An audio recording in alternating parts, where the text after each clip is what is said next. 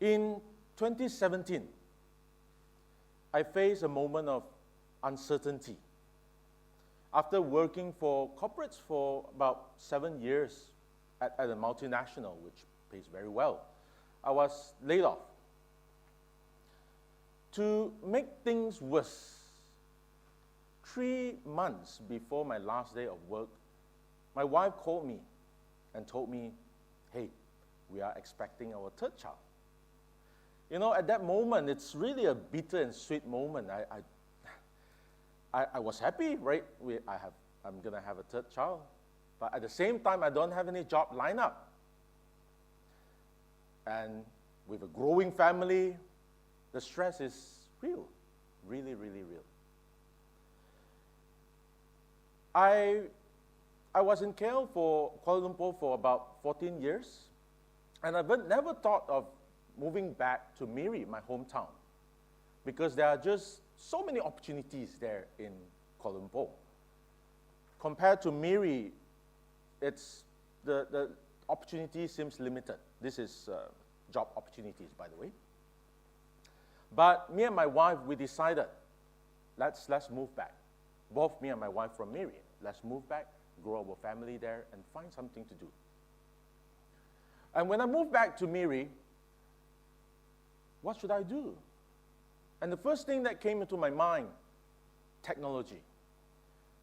Working as an IT advisor previously, technology has been something that I'm very passionate about, and I saw how that brings everybody together to solve problems. But I don't want it to be just for myself. I combine it with my passion in education, in mentoring, in coaching. And that's where I started my own business to teach coding for children. So I guide them on how to create apps, how to build their own games, how to develop their own websites. But as you can imagine, it wasn't easy when I first started. There's so many convincing to do with the parents. Although parents did say, hey, yeah, technology is important, we should learn early. But when you look at the report card that your children pass to you, it's that, man, your language is just terrible. Just go in tuition and get all the tuitions that you need to improve your subject.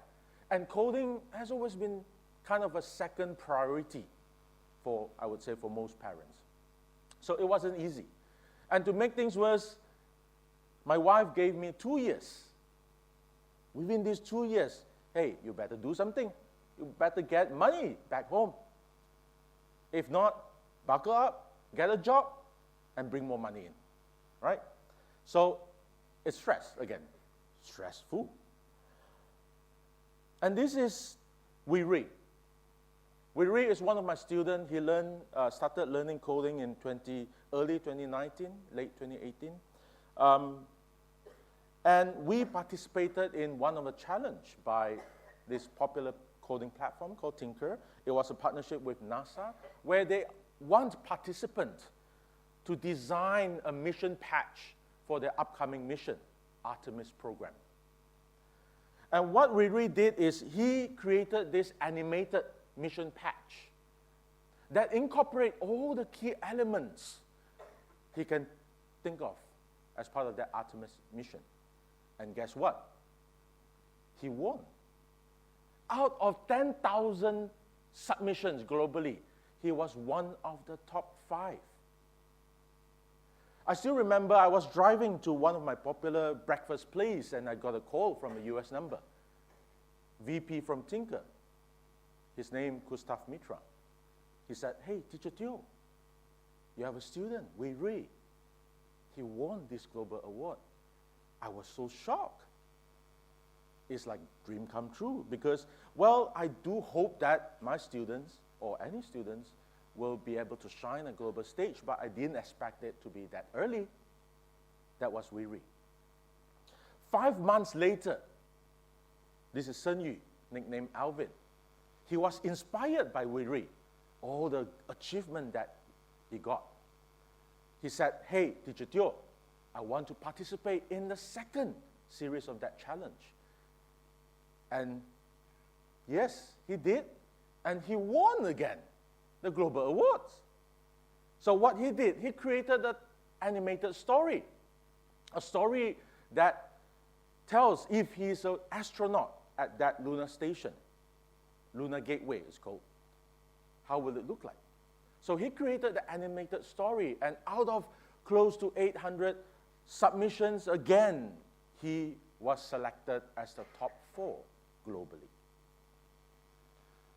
Now, that's the point where people start to ask, hey, really? There's so much talent in Miri? 2 global winners in a year, consecutively. Something is amazing happening there. And COVID hit, 2019. And everything closed down, locked down, everybody stay at home. Business, some survived, some did not. But for us, luckily, people start to embrace technology even more. We have more students joining us, learning coding. And particularly this group of girls, Bullion Babes, from Miri as well. They reach out to me and say, hey, Teacher Teo, we wanted to participate in Technovation. This is one of the global challenge. Only for girls, only for females. We wanted to participate in this. And they reach out to us for mentoring, coaching, and I did. An amazing result again happened to this group of girls. During that time, they were from 5, 17 years old. They won regional winner for Asia continent. They were one of the top submission in Asia. But during that time, unfortunately, it's COVID. They can't go anywhere. It's more of a virtual celebration. But still, it's an amazing achievement. They created an app that addresses domestic violence because they saw a lot of news during that time. How serious was this, especially during the COVID? And that's where they come up with the ideas that we must do something. They came out a mobile app to help the victims. And this is where my confidence was boosted. I said, I want to do something great. And that's where me and my team, we brought in the world's largest global hackathon, NASA Space Apps Challenge, to Sarawak. We want to use NASA as a brand to inspire more young minds to solve problems around the world.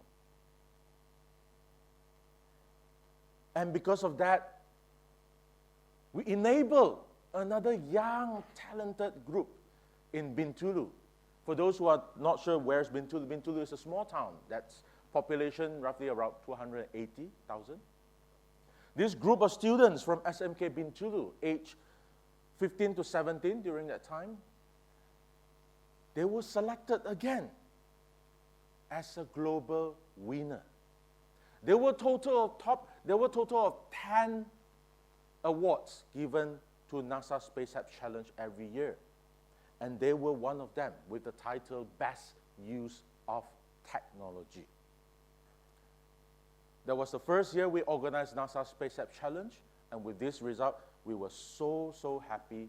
And they were invited, as part of that award, they were invited to visit NASA headquarters. And I still remember they shared with me the story when they went for their visa interview in Kuala Lumpur. The officer was asking, you sure? NASA invited you to their headquarters? So they showed them the letter.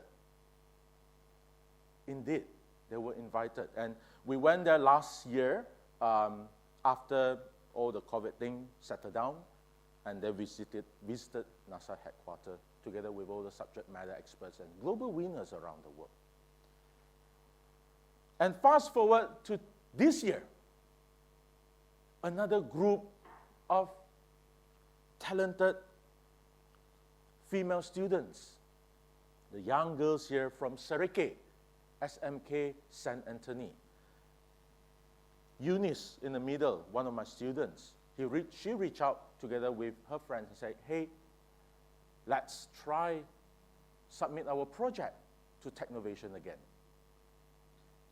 So what they did, they created a mobile app that helped children with special needs to learn, especially on the coordination, left and right, or conversation. Because every day they go in and out of their schools, there's another school, primary school next to them, that cater for these children with special needs. Again, something sparked.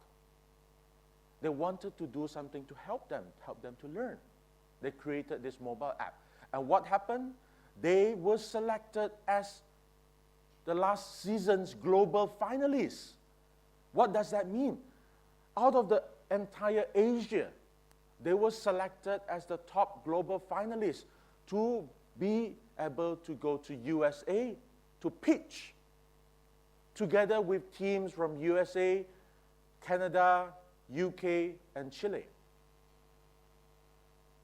And I'm proud of their result. They actually brought back a Global Technology Award, one of the awards they won last year in US.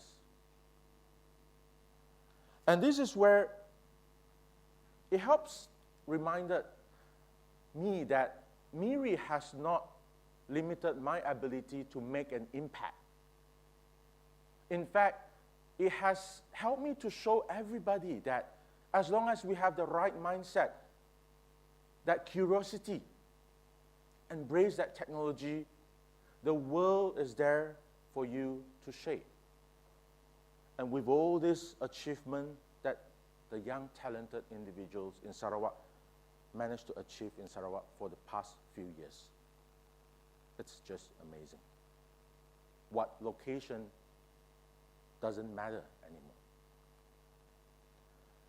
And through this journey, there are 3 key learnings that I've picked up from there. And number 1, like I said, location is not a barrier. It's our mindset.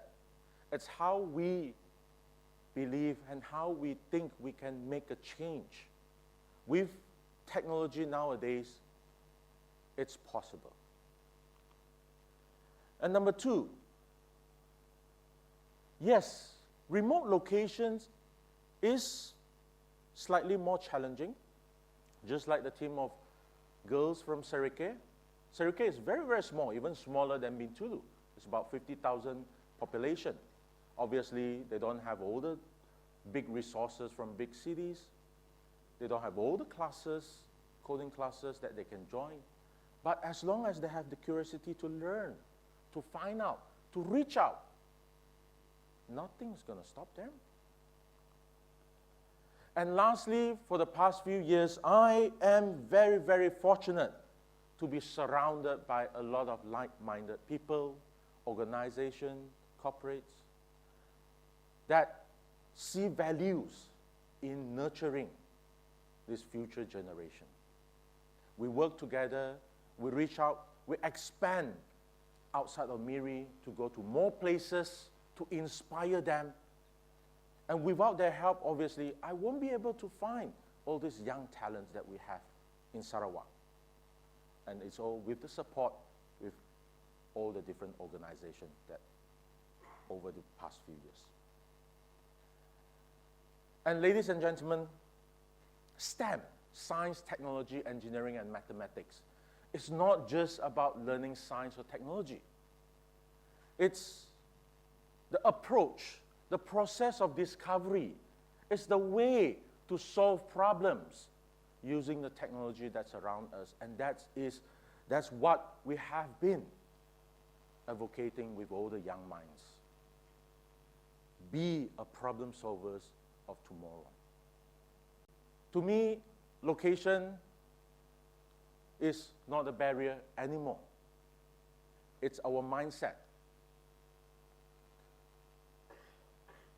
With the right mindset, embrace curiosity, using the technology,